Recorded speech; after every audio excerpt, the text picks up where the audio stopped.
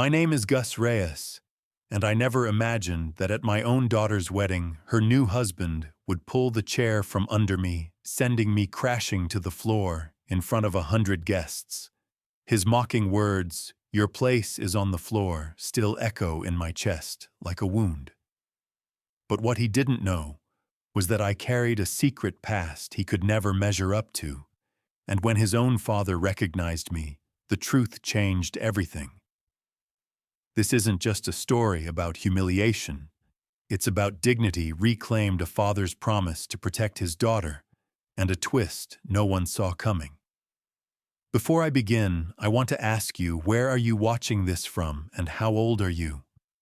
Please subscribe to Family Betrayal Unmasked to hear more powerful stories like this one. I never thought I'd be humiliated in such a way, but it began even before the wedding. At my daughter's engagement dinner, her fiancé Jasper made sure I felt out of place. The evening was supposed to be a celebration, but it turned into a test of how far he could push me. The waiter placed a leather-bound check on the table, the kind of restaurant bill that could make a working man's stomach drop. 362 stared back at me, more than a month's groceries. Jasper leaned back in his chair, smirking as if he had orchestrated the whole thing, and slid the folder across the white tablecloth toward me. "Tradition dictates the bride's father pays," he said. His words carried the sharpness of a blade wrapped in silk, and I could feel the sting in front of my daughter. I sat there, my calloused fingers pressing against the worn leather of my wallet. The wallet itself was a relic smoothed by years of use and honest labor. Nothing like the polished credit card holders Jasper's friends likely carried. Vivian's face flushed red. "Dad, please, you don't have to." She tried to interject, but Jasper silenced her with a dismissive wave, his eyes never leaving mine. He wanted me to feel small. To him, I wasn't her father, the man who raised her through scraped knees, late-night homework, and college tuition bills. To him, I was just an obstacle to be undermined. I forced a smile as I slid my card onto the tray. Inside my chest ached. I prayed the bank would approve the charge. In that moment, I wasn't worried about pride. I was worried about my daughter. If I pushed back, if I caused a scene, it would be her who bore the embarrassment. That was Jasper's game, humiliate me so subtly that if I fought back, I'd look like the problem. The waiter returned with my receipt. My hands trembled as I signed the tip, cutting deeper into my paycheck than I cared to admit. Jasper's grin widened. "Excellent," he said, sipping his wine with deliberate nonchalance. "I do appreciate a man who understands proper protocol." He had no idea that every smirk, every jab was being filed away in my mind. A soldier learns to read the battlefield, even if the war now was fought over linen napkins and whispered insults. Vivian squeezed my hand beneath the table, her eyes pleading for me not to take it to heart. I smiled at her, my princess, the one I promised her mother I would protect. But as Jasper checked his Rolex and made another joke about my quaint neighborhood, something shifted inside me. Respect wasn't just missing, it was being torn away in plain sight. I told myself then, I won't let this pass. He thinks he can buy dignity with a bill and bury me under it, but he has no idea who he's dealing with. I've carried men across battlefields. I can carry my daughter through this storm. He saw a simple mechanic, but he didn't see the soldier behind the grease. Before I left that night, I made a silent vow Jasper had shown me his true face, and I would be ready for the next move. When people ask me if I knew Jasper's arrogance was intentional or just youthful clumsiness, I can answer without hesitation it was calculated. He didn't stumble over words or make awkward jokes. No, his cruelty came with precision. That night, as I watched him swirling his glass of wine like he was auditioning for a magazine cover, I noticed something in his eyes, amusement. He was entertained by testing how much humiliation I would swallow in silence. He began picking apart my life as if it were a conversation starter. "Your neighborhood," he said, swirling that Bordeaux. "So authentic, very working class. Must be charming in its way." He dragged the word charming like it was something dirty. My daughter forced a smile, trying to smooth the edges of his insult. "Jasper, Dad's lived there my whole life. It's home." But he didn't stop. Of course, of course. "I just mean, once you've experienced certain standards, it's hard to go back to simpler pleasures." He tapped his watch, flashing gold under the chandelier. His meaning was clear. The life I built for Vivian was beneath her now. I wanted to stand up to call him out, but I stayed seated, gripping my napkin until it nearly tore. Years in the military had taught me to hold the line, to know when the fight was worth revealing my strength. This was not the moment. Instead, I studied him like an opponent across a chessboard. Every smirk, every pause, every glance at his phone while my daughter spoke. These were moves, deliberate ones, designed to measure the man who had raised her. And then the moment that sealed my suspicion. He leaned forward, smiling wide enough to show his perfect teeth, and asked Mr. Reyes, "What do you consider your greatest achievement?" It sounded innocent, but the trap was obvious. If I bragged, he'd dismiss it as small. If I answered humbly, he'd paint me as unambitious. I met his gaze and said simply, "Raising Vivian." For the first time all evening, his smile faltered. My answer wasn't about possessions or status. It was about love, loyalty, and sacrifice, things he couldn't measure in dollars. "Admirable," he said finally, though his eyes betrayed irritation. Then in front of my daughter, he added, "No wonder Vivian appreciates having someone who can provide properly for her now. Those days of struggle are over." The words landed like fists. Vivian's face turned crimson. "Jasper, that's enough." She whispered, her voice tight with embarrassment. But he only lifted his glass again, smirking as if he had won another round.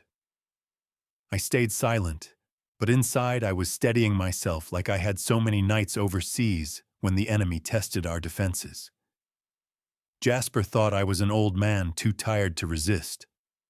But I knew better. The battlefield may have changed, but the principle remained: underestimate a soldier, and you'll pay the price.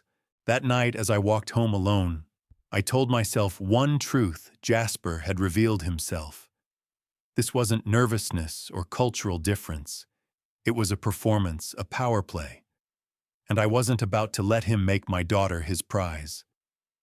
The next few days, I couldn't shake his words. Respect, Jasper had said, is letting old men feel useful. That line burned into me. He thought my life's work, every oil stain, every scar on my hands, every extra shift I worked, so Vivian could graduate debt-free, was nothing more than a sentimental relic. To him, respect wasn't about character or sacrifice. It was a prop, a tool he could dangle when it suited his image. I sat in my garage the night after that dinner, staring at the half-assembled Harley I'd been rebuilding. To me, the motorcycle wasn't just a machine. It was a story. Every bolt, every piece I polished represented patience, resilience, and pride in creation. It was the kind of work Jasper could never understand, because he had never built anything with his hands. He only built illusions. Vivian came in, her excitement dimmed, compared to that first night she'd shown me the engagement ring. She hugged me, but I noticed her eyes darting, cautious, as if she were measuring my silence. "Dad, Jasper didn't mean to offend you," she said quickly. "He just comes from a different world." She tried to excuse him, her loyalty pulling her in two directions. I nodded, not wanting to argue, but inside I knew better. I had seen his type before, in the military and business, even in politics. Men who climbed ladders by stepping on others, smiling while they crushed bones. That night after Vivian left, I opened my old laptop, and pulled up social media. I don't use it much, but curiosity pushed me. If I was going to protect my daughter, I needed to know the man she was about to marry. It didn't take long to find Jasper's profile. His page was a shrine to vanity, expensive suits, champagne dinners, and captions dripping with arrogance. Upgrading my lifestyle one smart choice at a time. Another post read, "Old generation just doesn't understand modern success. Still living in the past while we're building the future." But it was one particular comment that broke me. On a friend's post, Jasper had written, "She's perfect, sweet, trusting." And her father, "Exactly the kind of simple man who won't complicate things. Simple man." That's how he saw me. Not as a father, not as a protector, but as an obstacle too weak to fight back.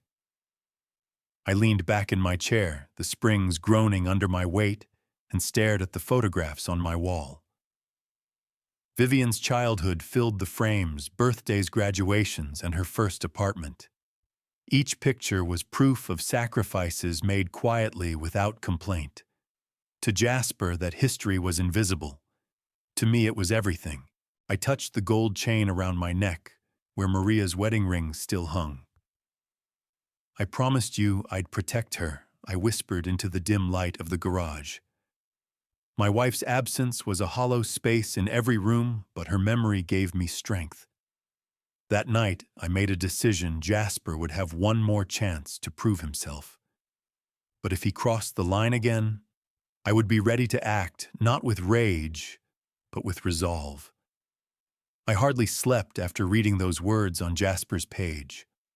Simple man. They echoed in the darkness like an insult carved into stone. By morning, the decision was clear. I couldn't just trust my instincts. I needed proof of the kind of man he truly was.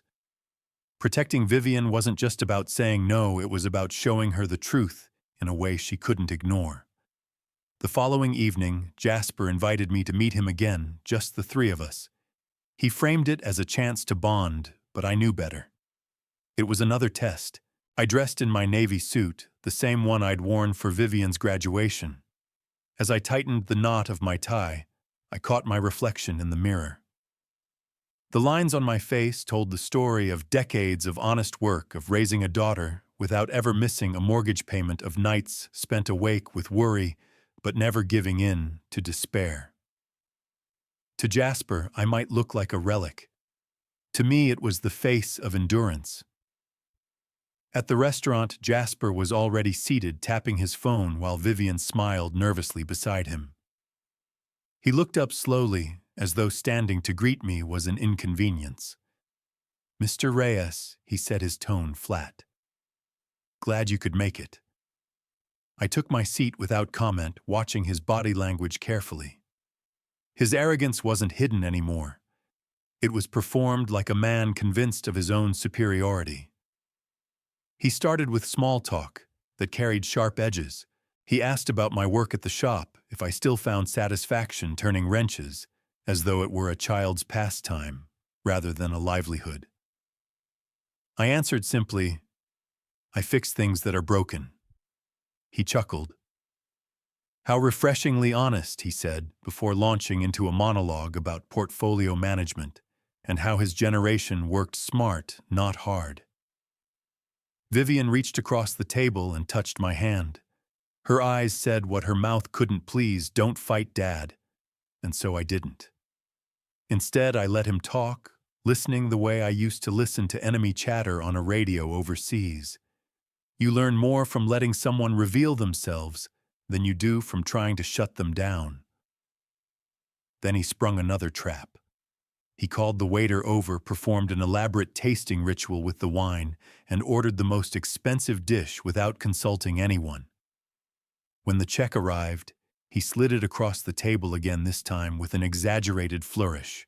Vivian's lips parted in protest, but I raised my hand gently to stop her. I paid silently, my knuckles white as I signed the receipt. He thought he'd humiliated me again. But I wasn't angry, I was calculating. That night back home, I sat in the quiet of my office. The glow of my computer screen lit the photo of Maria on my desk.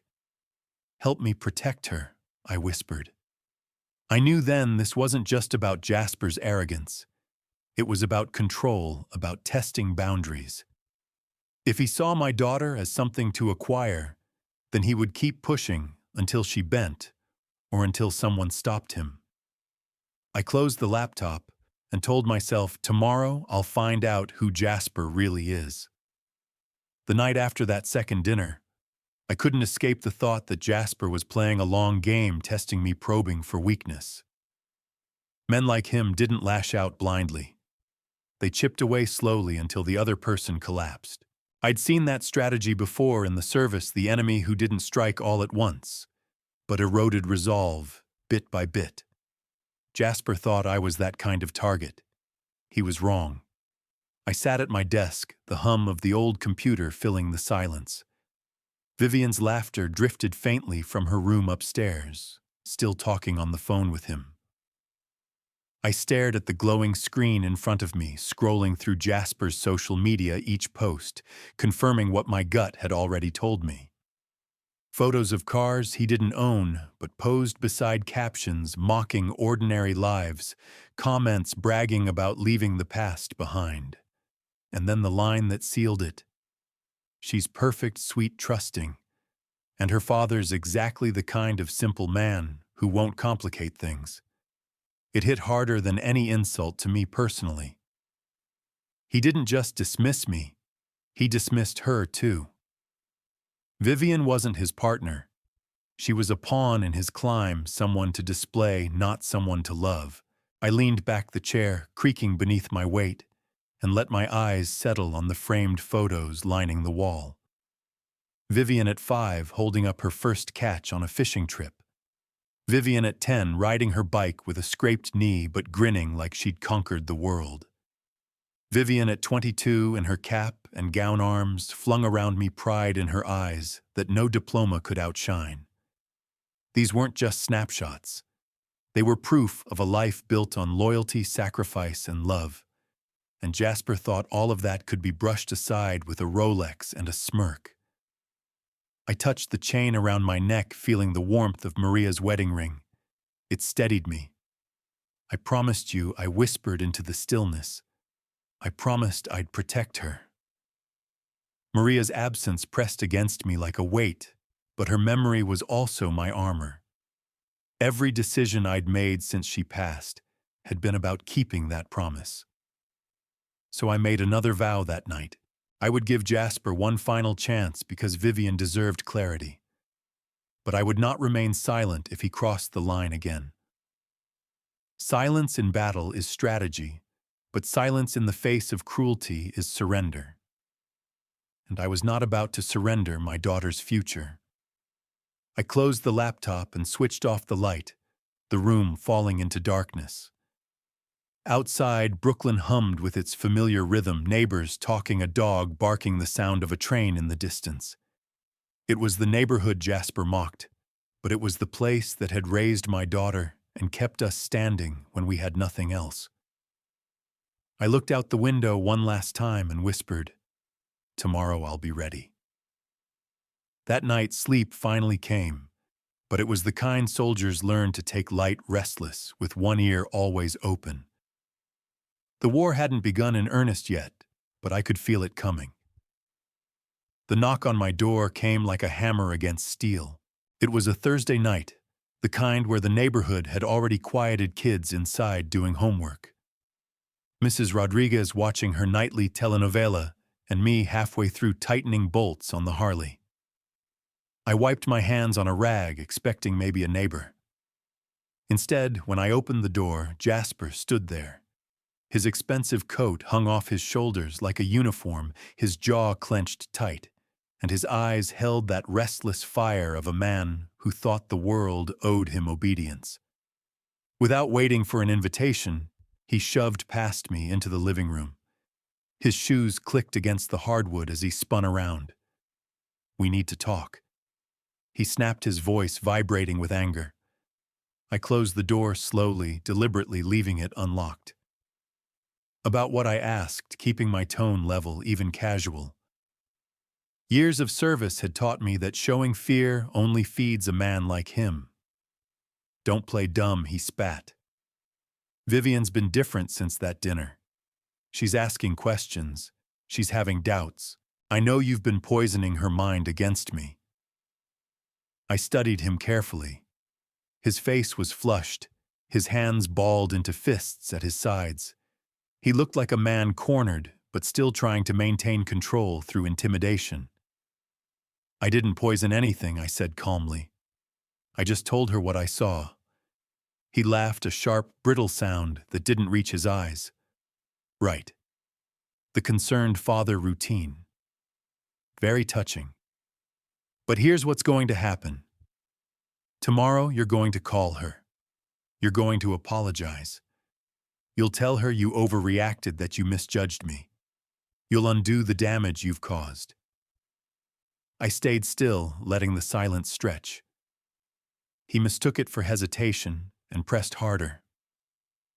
If you don't, he said, stepping closer until his cologne filled the air between us, you'll find out what it's like to lose access to your daughter permanently. For a moment, the air in the room shifted. His words weren't just a threat. They were a declaration of war. I straightened my shoulders, not aggressively, but with a quiet firmness that unsettled him. Vivian's not property, I said softly. She doesn't belong to you, and she doesn't belong to me. She makes her own choices. That simple statement made him falter. His eyes flickered just for a second with uncertainty. But pride pushed him forward. You think you can stand in my way? His voice rose, cracking at the edges. I've worked too hard, built too much to let some old mechanic ruin everything. I let him vent, let him show his hand. Inside, I was as calm as I'd ever been in combat when bullets whistled overhead, and the only way to survive was to slow your breathing and hold your ground. Jasper thought he could break me with threats, but he was learning what many men before him had: respect isn't demanded with arrogance. It's earned through character. Go home, Jasper, I said finally. Cool your head before you say something you can't take back. The look he gave me then wasn't just anger, it was fear. He knew in some small way that I wasn't the kind of man he could bully. But he also knew he wasn't finished trying. The next morning, the smell of coffee filled my kitchen, but it didn't calm me the way it usually did. Jasper's words from the night before hung in the air like smoke after a fire. You'll find out what it's like to lose access to your daughter permanently. It wasn't just arrogance anymore, it was control. And if there's one thing I promised Maria before she passed, it was that Vivian would never be controlled by anyone. I sat at the table sipping coffee from the chipped mug I'd used for 20 years when the phone rang. Vivian's voice bubbled through the receiver, cheerful but with an edge of tiredness. Morning, Dad. How are you? I hesitated. Should I tell her everything? Should I repeat Jasper's words exactly as he'd said them? No. Not yet. She had to see for herself who he truly was. I'm fine, sweetheart, I said. How are you holding up? She hesitated before answering. Jasper's been stressed. Work has been intense, and with the wedding planning, he's been short-tempered. Don't take it personally if he seems off. My jaw tightened. She was already making excuses for him. That was the danger of men like Jasper. They didn't start with outright control. They tested small boundaries, first criticizing a dress, mocking a friend, making a father pay a bill, and then they pushed harder until excuses became the norm. Vivian, I said, steadying my tone, respect is not optional. Don't ever confuse arrogance with stress. She went quiet for a moment. Are you saying you don't think he respects me? I leaned back in my chair, looking at the photos on my fridge. Vivian, as a toddler, frosting smeared across her cheeks, her 8th grade science fair ribbon, her college graduation cap. I'm saying respect shows in the little things. If a man dismisses where you come from, if he talks over you or tries to control who you see, those aren't quirks. They're warnings.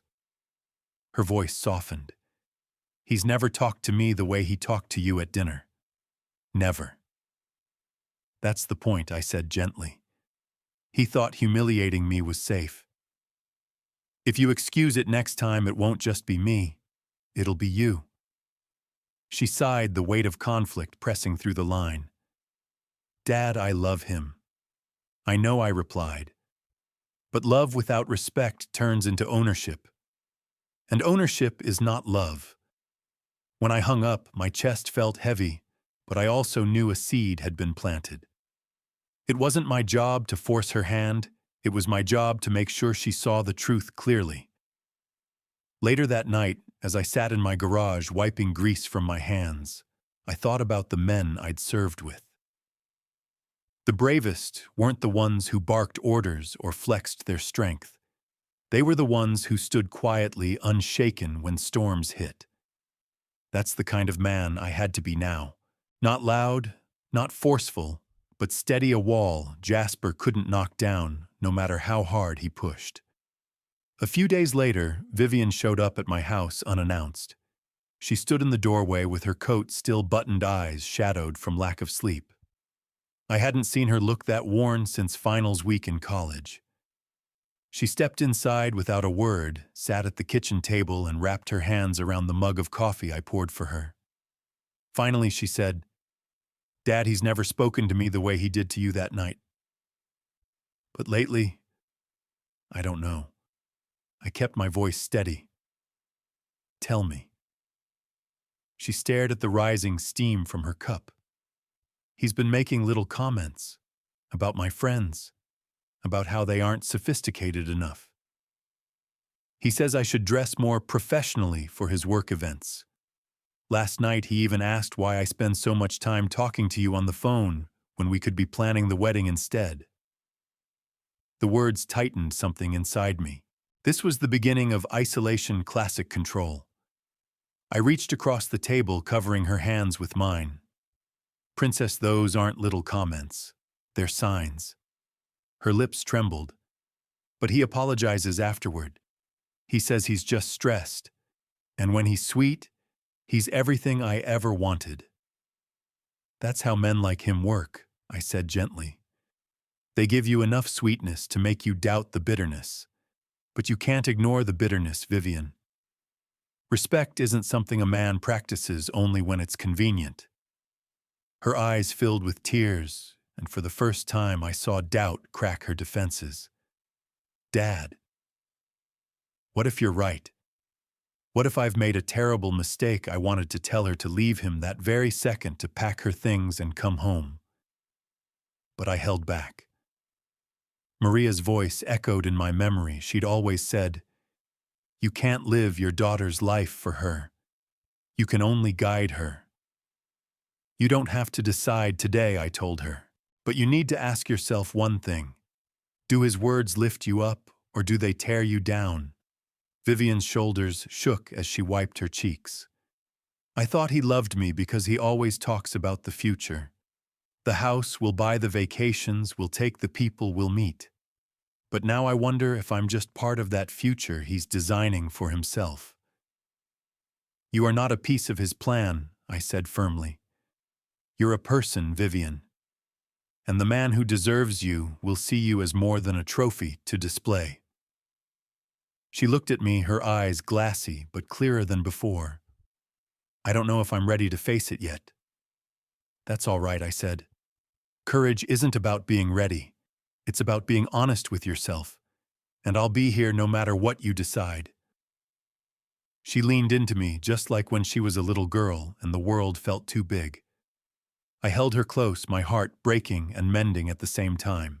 For the first time, I knew she was beginning to see the truth, not just through my eyes, but her own.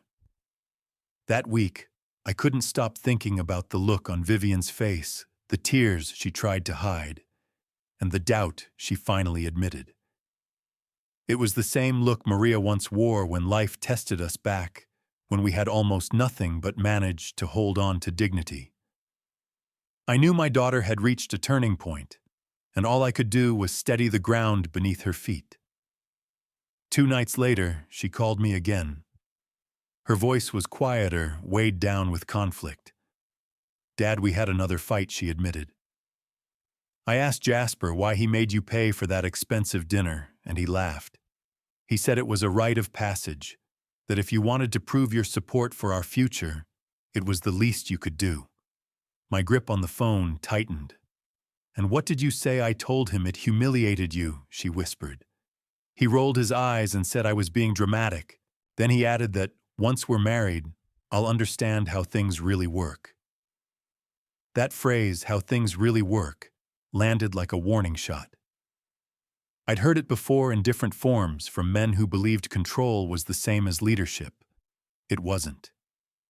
Control is about fear. Leadership is about respect. "Vivian," I said, choosing each word carefully, "love doesn't demand that you sacrifice your dignity. If a man can only feel strong by making others small, then he isn't strong at all." Her breath trembled through the line. "But I love him. I don't want to give up on him." "You don't have to give up," I answered gently. "But you do have to see him clearly. A man who mocks your father in public will eventually mock you. The question is, will you excuse it, or will you demand better?" She was quiet for a long time. I imagined her sitting in that fancy Manhattan apartment surrounded by expensive furniture that looked perfect, but felt cold. Sometimes, she said finally, "I feel like I'm living in his world, not mine. Like I'm a guest in my own life." Those words pierced deeper than she realized. I thought of all the nights I'd worked late shifts so she could chase her dreams, all the mornings I packed her lunches with notes tucked inside, all the times Maria and I promised each other we'd give her a world where she belonged. And here she was, doubting if she belonged at all. "Princess," I said softly, "the right man doesn't make you feel like a guest. He makes you feel like home. Don't ever forget that." When we hung up, I sat in silence, staring at Maria's ring against my chest. The war wasn't over, but the tide was shifting. Jasper thought he was winning by tightening his grip. What he didn't see was that every squeeze left a bruise, and every bruise opened my daughter's eyes wider. For the first time, I believed that when the final moment came, she'd see Jasper for what he truly was not, because I told her, but because his actions screamed it louder than any warning I could give. By the end of that week, I realized something important. I couldn't fight this battle for Vivian. My job wasn't to win it for her. It was to give her the tools to see clearly and to stand strong when the moment came. As a father, that's harder than charging into any fight. You want to shield your child from pain, but sometimes pain is the only thing sharp enough to cut through the illusions. Saturday evening, I invited Vivian to the house for dinner. I made her mother's favorite meatloaf, the kind we'd eaten on birthdays when money was tight, but love was abundant. When she walked in, she smiled at the familiar smell, and for a moment I saw relief in her eyes. She sat at the table, and between bites we talked, not about Jasper, not about the wedding, but about life, her childhood, her dreams, the things that mattered before anyone else came along. Slowly her shoulders loosened, the tension melting like snow under spring sun. After dinner, I poured us both tea and finally asked, "Princess, can I tell you something I've learned the hard way?" She nodded. "Love is supposed to make you stronger, not smaller. It's supposed to lift you up, not make you question who you are." She set her cup down, her eyes meeting mine. "Are you saying Jasper makes me smaller?" "I'm saying I've seen men like him before. They test boundaries. They start small, an insult here, a demand there, and then they build. If you excuse it, they take more.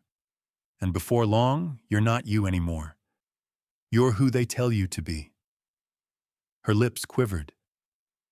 "So what do?" I leaned back, feeling the weight of Maria's ring against my chest. You figure it out for yourself, because if I force the answer on you, it won't stick. But I'll say this, don't ever mistake possession for love. You deserve someone who honors where you came from, not someone who tries to erase it. Vivian's eyes brimmed with tears. She reached across the table, squeezing my hand with a strength that surprised me. I don't know what choice I'll make yet, Dad, but I promise I'll look closely. I won't ignore the signs anymore. That was all I needed to hear. I didn't demand more. I didn't push. I knew then she was awake even if she wasn't ready to move. When she left that night, I stood at the door watching her car tail lights fade into the dark Brooklyn street. For the first time in weeks, I felt something shift inside me, not relief, not victory, but hope. Jasper might have thought he'd won by putting me on the floor socially and financially, but in truth, he'd only planted the seeds of his own undoing. I whispered into the night, as if Maria could hear me still, she's starting to see. And when the time comes, we'll both be ready. The wedding day arrived with spring sunshine and a breeze that carried the smell of fresh flowers through the air. Eternal Gardens was dressed like something out of a magazine, rows of white chairs, crystal glasses on every table, and waiters gliding between guests like parts of a well-rehearsed ballet. I should have been proud seeing my daughter walk into this new chapter of her life. But as I scanned the seating chart and found my name placed at table 12, tucked far from the bride and groom's table, it felt less like an honor and more like an exile. I walked slowly to my assigned spot. On one side of me was Aunt Ruth, her weathered hand reaching for mine with genuine warmth, and on the other, a couple I didn't know who smiled politely, but didn't hide the fact they had no idea who I was. I could feel the sting. Jasper had arranged it. He wanted me as far from the center as possible, reduced to a footnote at my own daughter's wedding. Vivian found me before the ceremony began. She looked radiant in her mother's altered dress lace that carried Maria's touch, stitched with both memory and hope. For a moment, my chest swelled with pride, but her smile carried tension. "Dad," she whispered, "please just get through today. Don't let him provoke you." I kissed her cheek, my heart breaking at the plea in her eyes.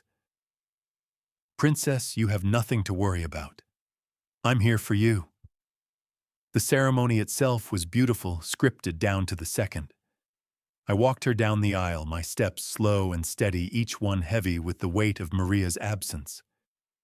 When the minister asked, "Who gives this woman?" I answered with a voice that carried every sacrifice, every night of worry, every joy, and every tear I do. But the peace didn't last. By the time the reception began, Jasper had slipped back into his role of puppeteer. His hand on her waist was too firm, his interruptions too sharp. He steered her away from me the moment I tried to introduce myself to his friends. "Sweetheart, the photographer needs you," he said, guiding her off before I could even shake a hand. I found my place at the table again, surrounded by laughter and clinking glasses, but I couldn't ignore the emptiness. My daughter's wedding, and I was being treated as a guest in my own family. The humiliation wasn't loud yet, but I could feel it building like thunder behind a distant ridge. I told myself to stay calm, to endure, to let Vivian see with her own eyes. But in my gut, I knew Jasper wasn't done. He'd tested me with the bill. He'd tested me with his threats. Now, in front of everyone, he was preparing his next move. And this time, the wound wouldn't be hidden in the shadows of a fancy restaurant. This time, he would aim to break me in the full light of day. The reception buzzed with polished conversation, the kind where people compared investment portfolios like baseball scores. Waiters refilled glasses before they were half empty, and the string quartet played melodies that belonged in a cathedral. I sat at my table trying to focus on Aunt Ruth's stories of the old neighborhood when I saw Jasper weaving his way through the crowd. His smile was wide, but I recognized it. It wasn't joy. It was the grin of a man who'd just spotted his prey. He stopped behind my chair, placing a hand casually on the backrest. "Mr. Reyes," he said loudly enough for those nearby to hear. "How are you finding everything up to your standards?" The question dripped with venom wrapped in velvet. Conversations at the table hushed people sensing a performance. "Everything's beautiful," I replied evenly. "Vivian looks radiant." "Yes, she does," Jasper said, glancing around as though he were the architect of it all. "We wanted something sophisticated, something that elevated the atmosphere. Quite different from what you're probably used to." His voice lingered on those last words, letting the insult sit in the air like smoke. Aunt Ruth stiffened beside me, and the Hendersons' longtime family friends exchanged troubled looks. I swallowed my pride steady as I'd been trained to be. But Jasper wasn't finished. He leaned closer, pretending to adjust the chair. Then, with a movement so quick no one else caught it, he yanked it back just as I began to sit. My weight committed, my body fell. The polished floor met my shoulder and hip with a crack that silenced the entire room. Gasps rippled across the tables. Glasses stilled mid-air. A fork clattered against china. For a moment, all I heard was the pounding in my ears as I forced myself upright, brushing dust and humiliation from my suit. My shoulder ached, and I knew the seam of my jacket had torn, but the physical pain was nothing compared to the sting in my chest. "Oops," Jasper said, his voice carrying across the stunned reception. His grin was wolfish. "Looks like someone's a bit unsteady. Age catches up to all of us eventually." Laughter didn't follow, only uneasy murmurs. His eyes, though, burned with triumph. And then he twisted the knife. "Maybe you'd be more comfortable closer to the ground anyway. Your place is on the floor." Aunt Ruth half rose from her seat, horror written on her face. The Hendersons stared at him as if they couldn't believe what they'd just witnessed. Across the reception, Vivian let out a cry, dropping her bouquet as she rushed toward me. The quartet faltered, their music crumbling into silence. I steadied myself, drawing on every ounce of discipline I had left. I wouldn't give him the satisfaction of seeing me break. But as I stood there in that heavy silence, surrounded by eyes that had just witnessed the deliberate cruelty of a young man desperate for dominance, I knew this was the moment.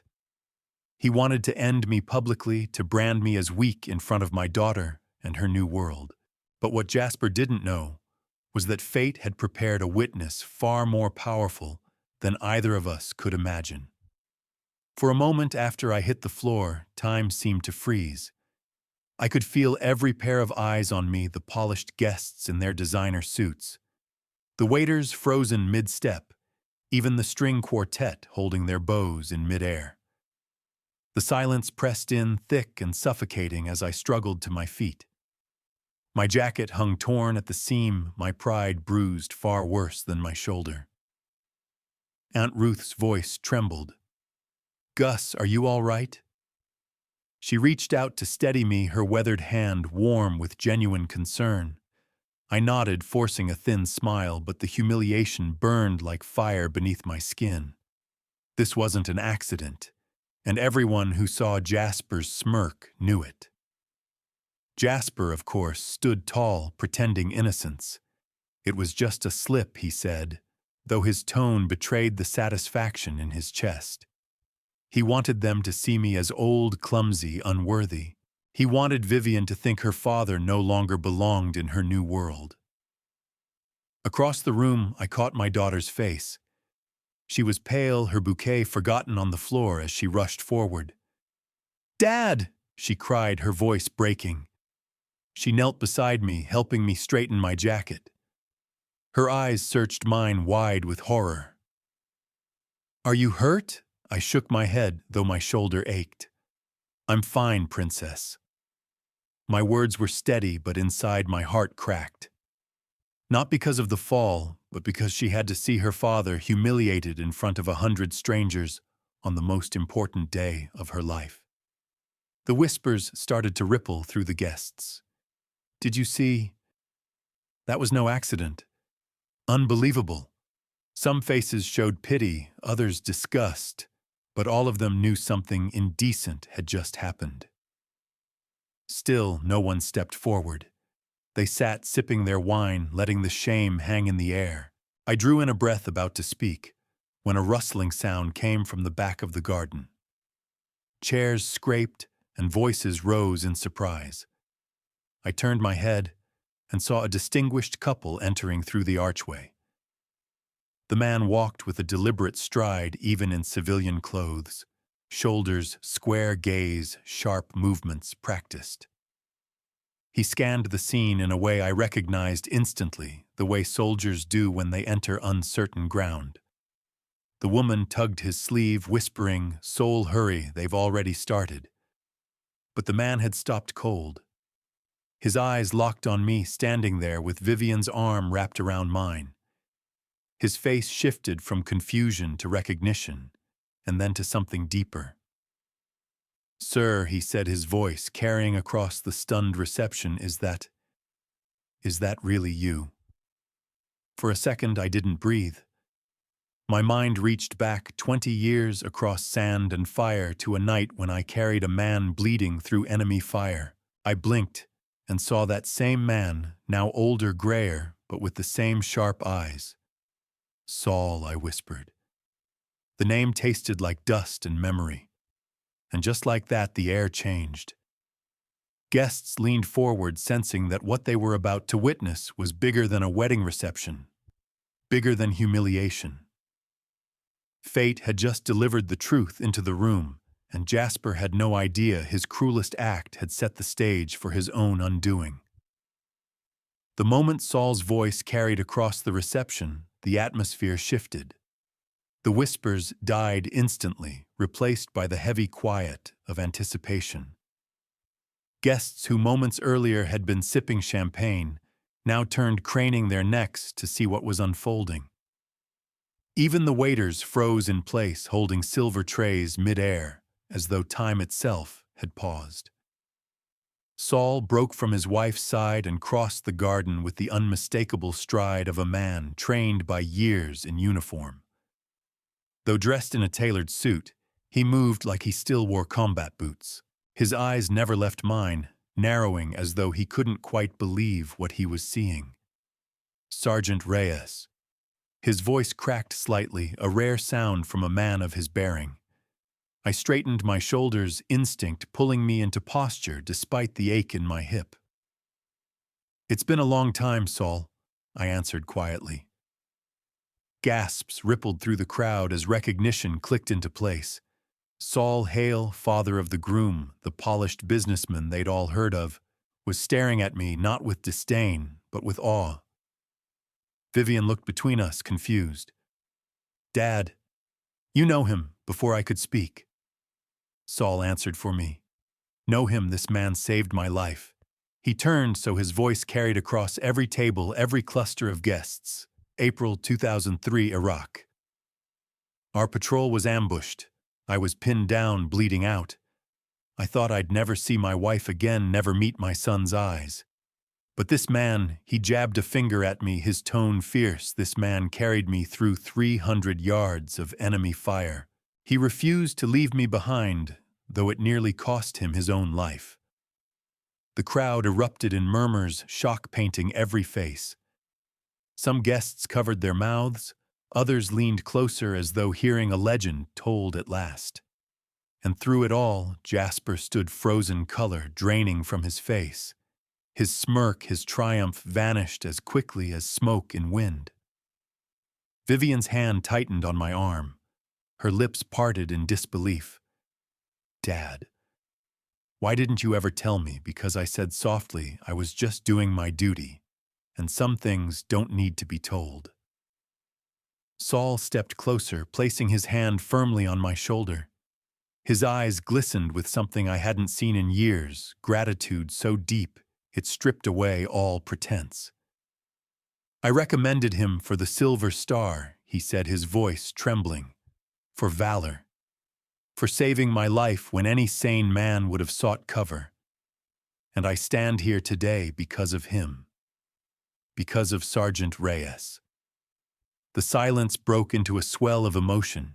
Guests stared at me with new eyes, not the old mechanic Jasper had painted me as, but a man who had carried another soldier through hell and back. And there in the middle of it all, Jasper's mask crumbled.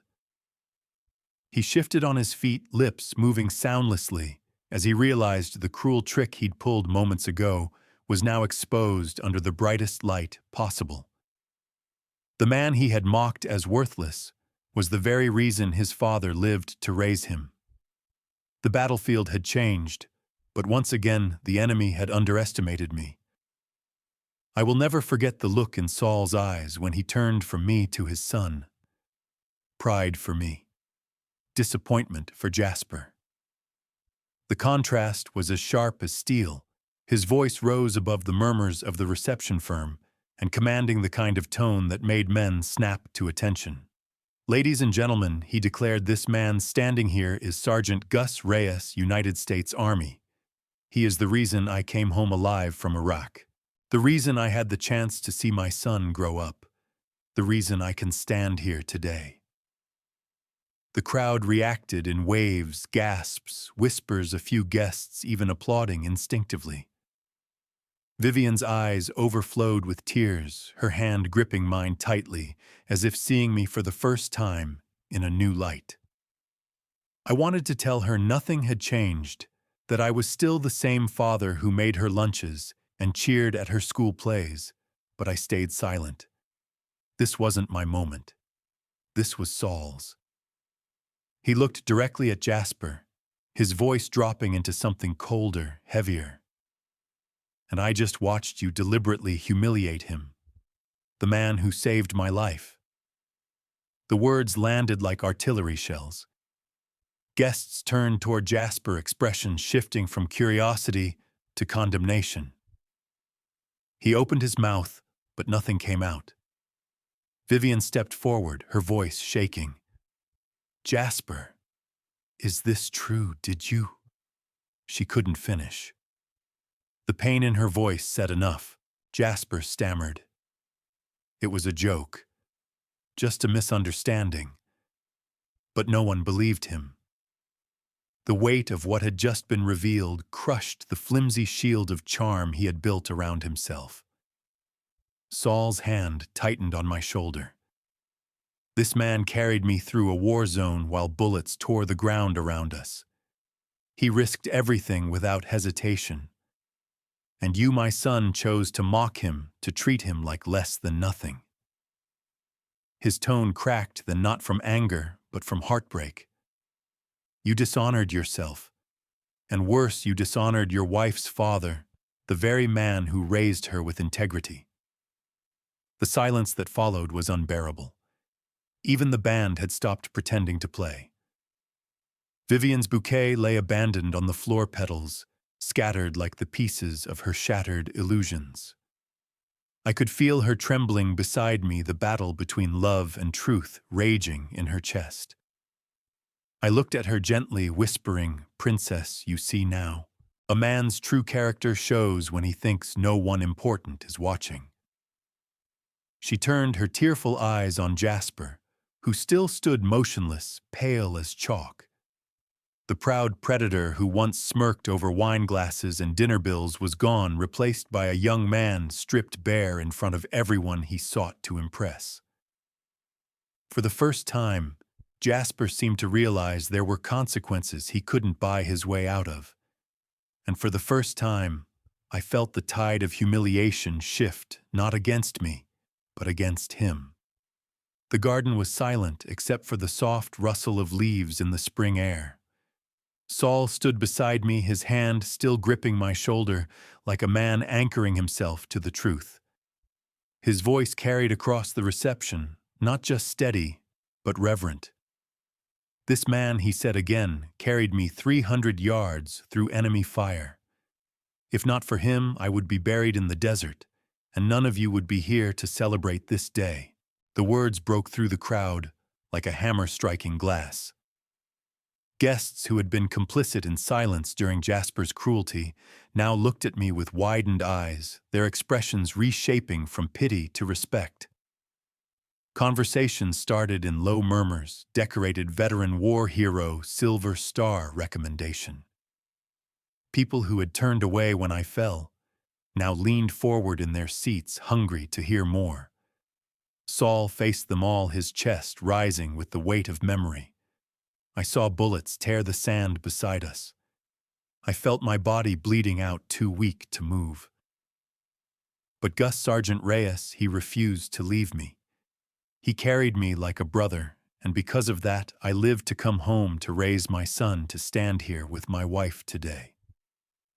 His voice cracked on the last words, and Nancy. His wife placed her hand gently on his arm, tears streaming down her face. Vivian clung to me, trembling. "Dad," she whispered. "Why didn't you ever tell me?" I looked down at her, my throat tight. Because some things aren't meant to be worn like trophies. Doing the right thing doesn't need applause.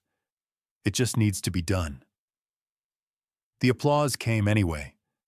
First from Aunt Ruth, then from the Hendersons, then spreading like a wave across the reception.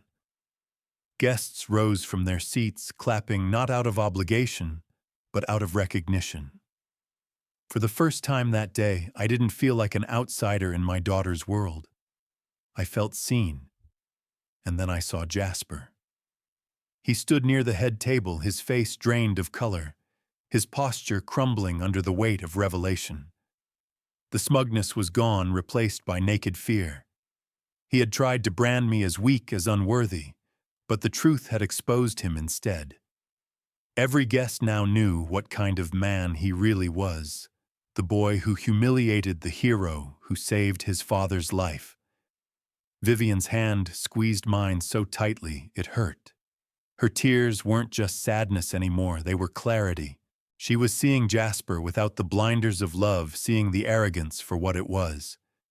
And for the first time I believed she was truly free to choose differently. I stood tall, not for myself, but for her and for Maria's memory. Jasper thought he had won when I hit the floor.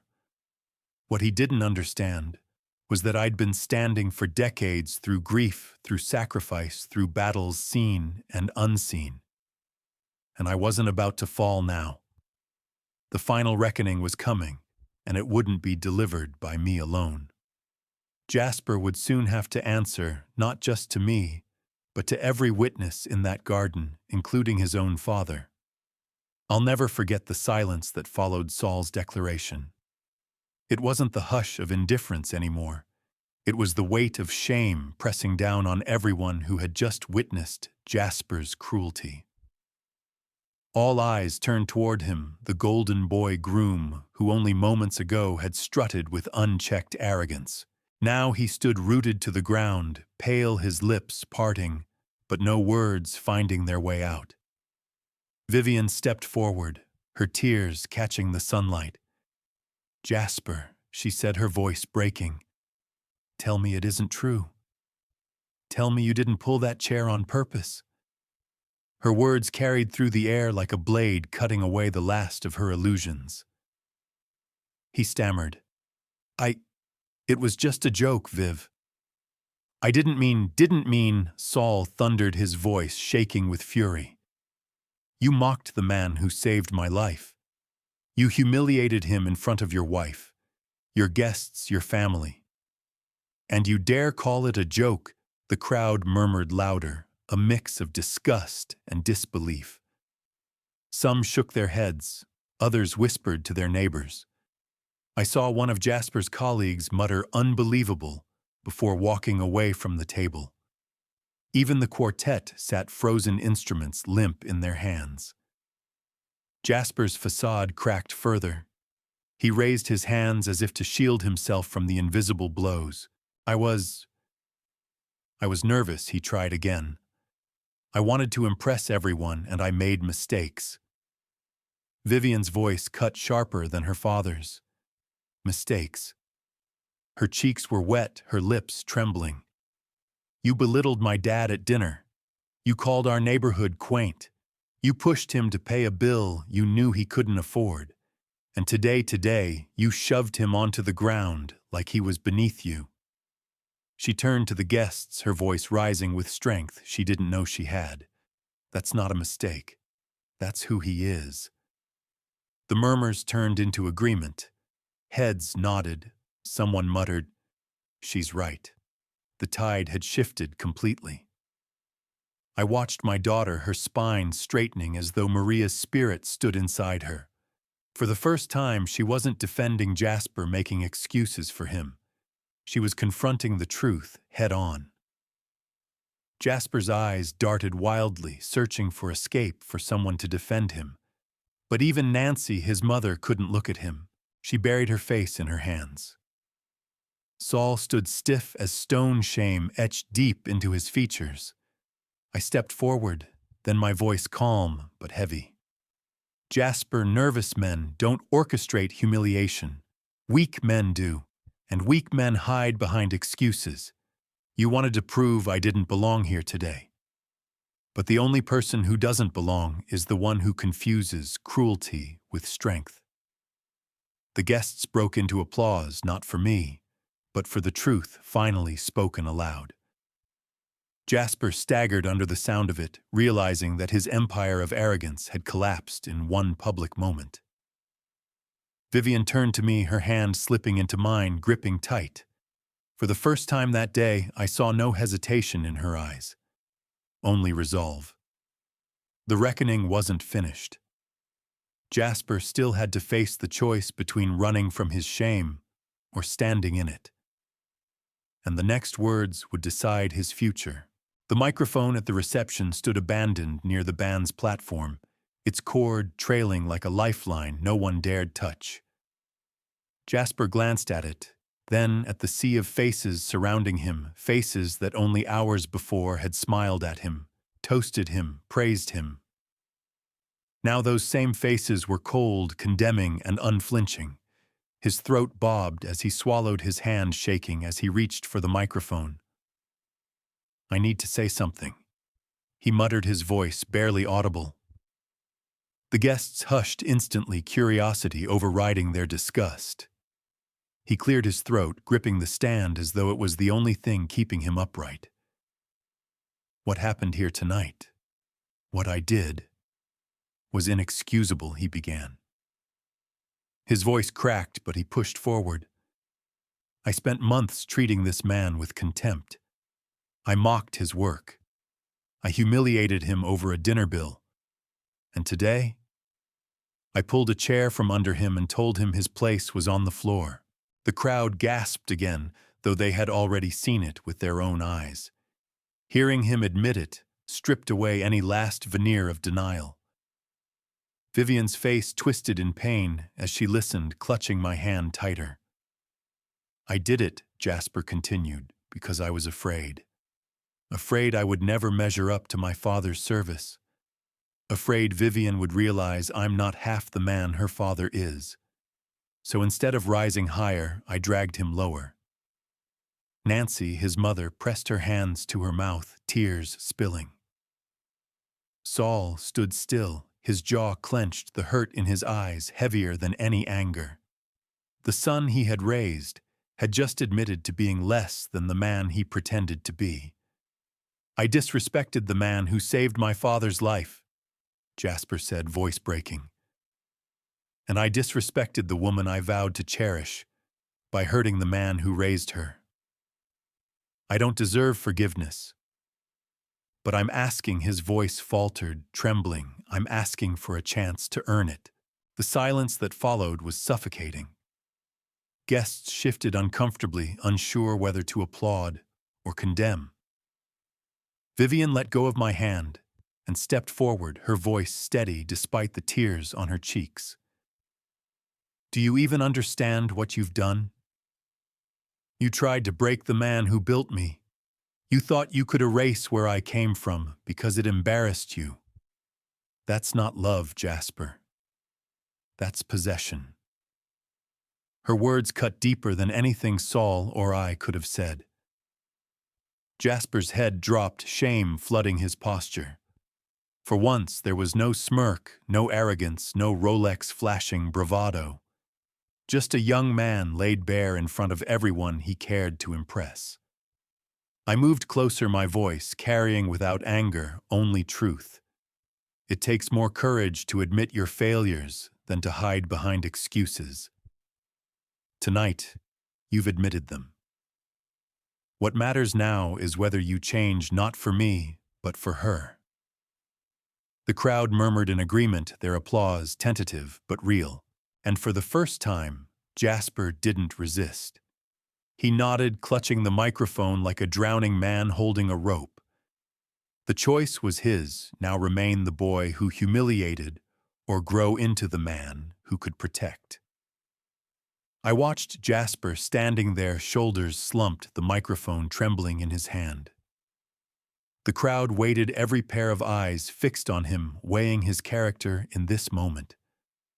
For once, he couldn't buy approval with money or charm. He had to earn it with honesty. He lowered the mic slightly and turned to me directly. "Mr. Reyes, Sergeant Reyes," he said, his voice shaking. "I don't expect you to forgive me, not after the way I treated you, but I want you to know I see it now. You raised Vivian with love and sacrifice I can never repay. And instead of honoring that, I mocked it. I mocked you." His throat tightened. I was wrong. His words hung in the air, raw and heavy. Guests leaned forward, stunned by the vulnerability. Even the waiters paused in their service, sensing this wasn't just a wedding anymore. It was a reckoning. I stepped forward slowly, my back straight, though my hips still ached from the fall. Vivian gripped my arm, her eyes pleading not for me to humiliate him in return, but for me to show the strength she'd always known. "Jasper," I said, my voice carrying steady across the crowd, "a man is not judged by the size of his wallet or the watch on his wrist. He's judged by how he treats the people he claims to love. Tonight you failed that test. But here's the truth. Failure doesn't have to be the end. It can be the start." He blinked clearly, not expecting mercy. His lips parted, but no words came. I continued. "It takes courage to admit your mistakes in private. It takes even greater courage to confess them in front of everyone you wanted to impress. And you've done that here tonight. That's a step. But a step is not a journey. The journey is what you choose from this moment on." The guests began to nod, their expressions softening. The hostility shifted into cautious hope, the kind people reserve for a man on the edge of redemption. Saul approached then, his presence commanding. He placed a hand on his son's shoulder. "Jasper," he said firmly, "this is the man who saved my life. He is the reason I lived to raise you. And you have treated him with contempt. You nearly destroyed the one thing that mattered most today, honor. But you have a chance to rebuild. Do not waste it." Tears welled in Nancy's eyes as she joined them, her hand trembling as she reached for Jasper's. The sight was almost too much to bear, parents broken-hearted, yet still hoping their son would change. I reached out my hand, steady, deliberate. Jasper stared at it, then at me before placing his own in mine. My grip was firm, not soft. "Welcome to the family," I said quietly, just loud enough for him to hear. "Now prove you deserve it." Applause swelled this time, not forced but real. Vivian wept openly, relief and pride mingling in her tears. And for the first time I felt Maria's presence beside me, whispering that the battle wasn't about humiliation or revenge. It was about teaching someone what love and respect really mean. The applause washed over the garden like a tide, hesitant at first, then steady until it seemed the very trees trembled with it. I stood there with Jasper's hand still in mine, feeling the strength of the moment, not his grip, but the weight of everything it meant. For months he had tried to push me down, to strip away my dignity piece by piece, and yet here we stood, not as enemies, but as men, one humbled, the other vindicated. Vivian pressed into my side, her arm around my waist, her eyes glistening with pride and relief. "Dad," she whispered, "I see it now. Everything you tried to tell me, I see it." Her words were worth more than any medal or applause. Saul turned to the guests, his voice booming like a commander calling formation. "Tonight is not just a wedding. Tonight we were reminded of what matters most: honor, respect, and family. And we owe it to Sergeant Reyes that we are even standing here to celebrate." He snapped to attention, a soldier's salute forming with crisp precision. "Welcome home, Sergeant." The crowd erupted again, not in polite clapping, but in standing ovation. Guests rose from their seats, many with tears streaming down their faces. Some saluted awkwardly, others simply clapped until their hands shook. For the first time that night, I felt no divide between me and that polished crowd. I wasn't just the mechanic from Brooklyn anymore. I was the man who had kept a promise on a battlefield and who stood here still keeping it. I looked at Jasper. His face was streaked with tears, his shoulders sagged with shame, but his eyes carried something new. No longer the glitter of arrogance, but the flicker of a man who had seen himself clearly for the first time. He leaned into the microphone one last time. "Mr. Reyes, no Sergeant Reyes, I don't expect you to forgive me for all I've done. But I promise you I will spend the rest of my life proving I deserve Vivian, proving I can be the kind of man who honors what you've built." I stepped closer, my voice low but steady. "Then start now. Not with promises, but with actions. Show her every day that she never has to doubt your respect again." Vivian wiped her tears, looking at me, then at Jasper. She whispered, "This is the moment our family really began." Her words echoed what Maria once told me when Vivian was born, that family isn't just blood, it's the choice to love, honor, and protect each other every single day. The band struck up a new song, couples drifted onto the dance floor, and life began to return to the reception. But in my heart, I knew something had shifted forever. I had kept my promise to Maria. I had protected our daughter not by fighting with fists, but by standing firm in dignity, until the truth revealed itself. As I held Vivian close, I whispered silently to the night, "She's safe now, Maria. And I'll keep her safe no matter what comes next." Looking back on that day, I realized the greatest battle I ever fought didn't happen overseas. It happened in a garden at my daughter's wedding. I wasn't carrying a rifle, but I was carrying something far heavier, the responsibility to stand tall when someone tried to strip away my dignity and her trust. Jasper thought humiliation was power, but he learned that real strength comes from respect, and respect is something money can't buy. For me, the lesson was clear.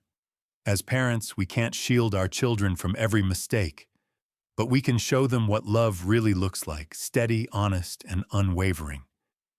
Vivian saw through Jasper that night, not because I shouted, but because I refused to break. And when his own father revealed the truth, the weight of character crushed arrogance once and for all. To anyone listening who has endured betrayal, disrespect, or humiliation from family or those who should love you, remember this: dignity is not given. It's lived. And sometimes the quiet strength of standing firm speaks louder than any fight. Have you ever faced a moment when someone tried to take away your worth and you had to remind them who you are? Share your story in the comments. I'd be honored to hear it. If this story touched you, please like, subscribe, and share it. Family isn't about titles or wealth, it's about honor. Thank you for listening.